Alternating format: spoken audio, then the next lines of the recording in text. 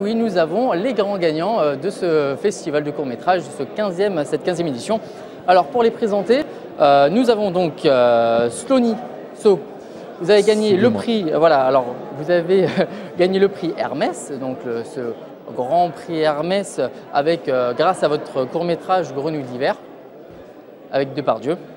Nous avons Bernard Tanguy, vous avez gagné le prix du public et le prix du jury pour votre film Je pourrais être votre grand-mère. Excusez-moi, je suis un peu volatile, mais c'est parce que je suis tellement content.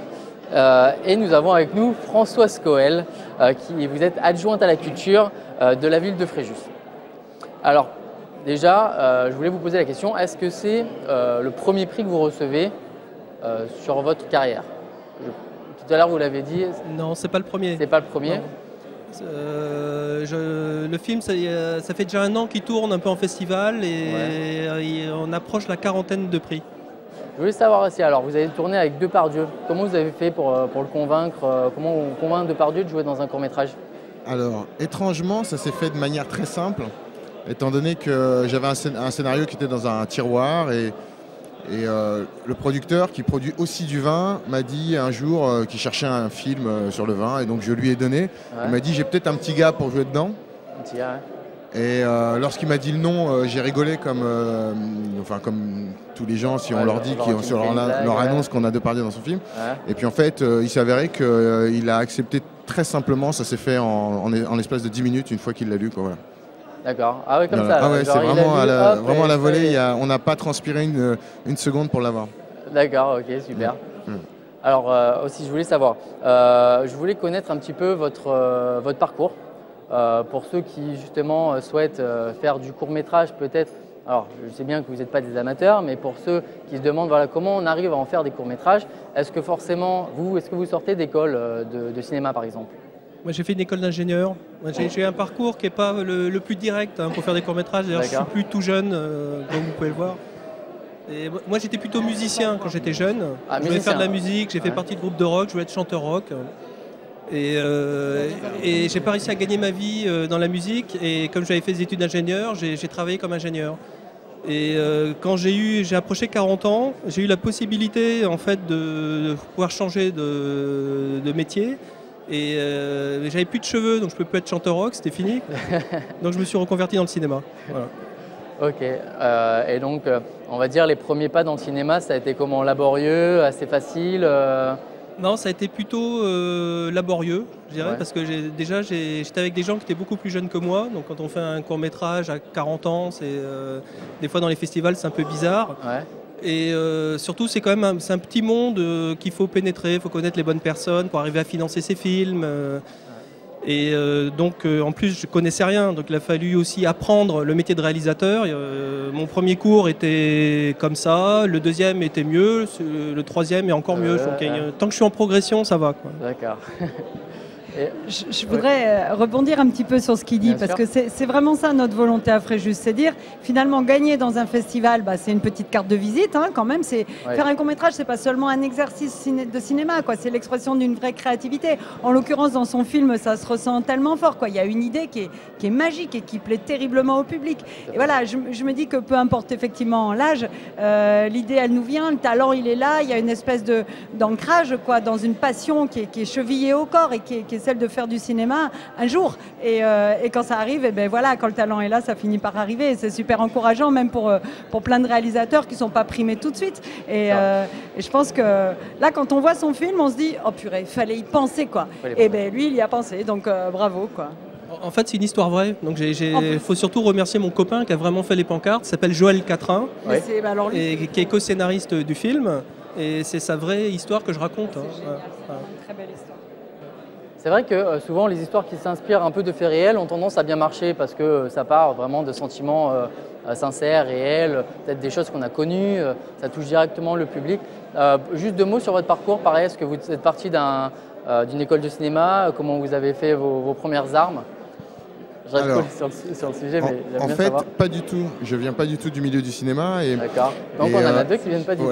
Et en fait, ce qui est incroyable, je pense que je dois être l'exemple type de la personne qui ne devrait pas être là ce soir. Moi, je suis un enfant loup, j'appelle ça comme ça, parce que je sors du bois. Et je pense que Le cinéma, je pense que la vie est le principal... c'est un exemple magnifique, puisque je pense que toute notre inspiration est tirée de la vie réelle.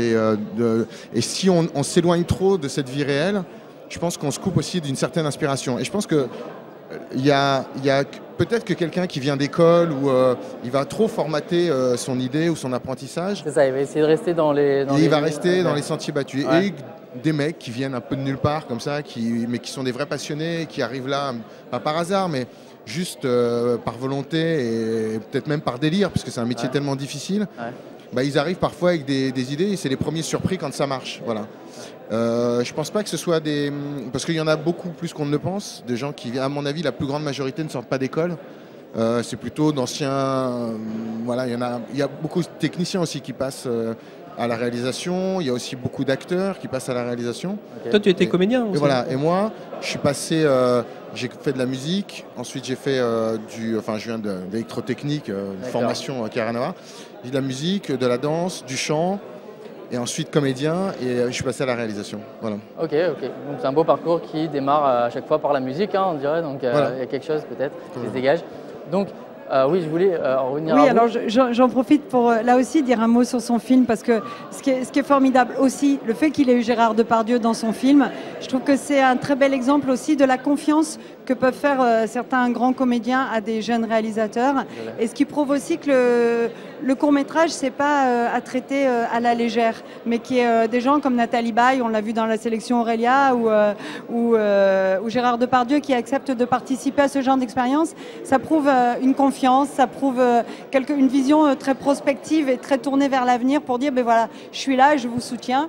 Je sais aussi par où je suis passée, parce que c'est aussi tout ça de la transmission, c'est de la transmission de passion, mais je pense que voilà, c'est un bon moyen qu'il y ait un fil rouge, qu'il y ait une continuité et qu'on construise des ponts tout le temps plutôt que des murs, quoi. Voilà, donc c'est bien. Alors on va rester sur vous pour la dernière question. Donc c'est la 15e édition du festival, mais c'est la première dans laquelle se passe, le festival se passe dans ce théâtre du Forum. Vos impressions, est-ce que ça a plutôt bien marché? C'est une réussite? Oui, vraiment de façon incontournable, imparable, c'est vraiment une réussite. Je pense que les qualités d'accueil dont on a fait preuve depuis 15 ans sont encore mieux mises en valeur ici. On a de la place pour faire des plateaux comme avec vous. Voilà. On a de la place pour accueillir vraiment les personnes qui nous font la gentillesse d'être là. Et je pense que c'est vraiment un nouveau départ, c'est un nouvel élan pour ce festival. J'espère vraiment qu'on pourra encore plus rayonner parce qu'on peut accueillir plus de monde. Dans le cinéma, on était un petit peu contraint dans un espace de 350 places qui faisait que malheureusement on laissait des gens dehors et c'était terrible de dire à des gens désolé, il n'y a plus de place. Alors moi je voulais multiplier les séances, mais c'était pas forcément la meilleure solution. Là on a la chance d'avoir une très très belle journée où tous les publics sont réunis, quelles que soient les générations, parce qu'on a aussi ici la possibilité d'accueillir voilà, des fauteuils roulants, des gens qui sont plus âgés, beaucoup de classes, beaucoup de jeunes toute la journée, et ça c'est la vraie vocation de ce festival, donc on espère que ça continuera. Et puis Jean-François Garot nous donnait une très belle idée tout à l'heure de pouvoir peut-être décerner aussi dans le cadre de ce festival un prix d'interprétation.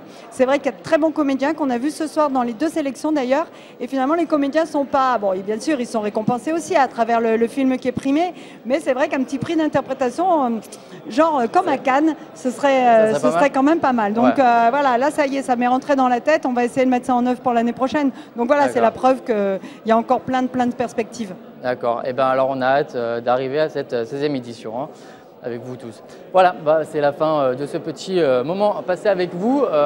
Merci à vous tous de nous avoir suivis et puis rendez-vous l'année prochaine. Salut. Au revoir. Merci.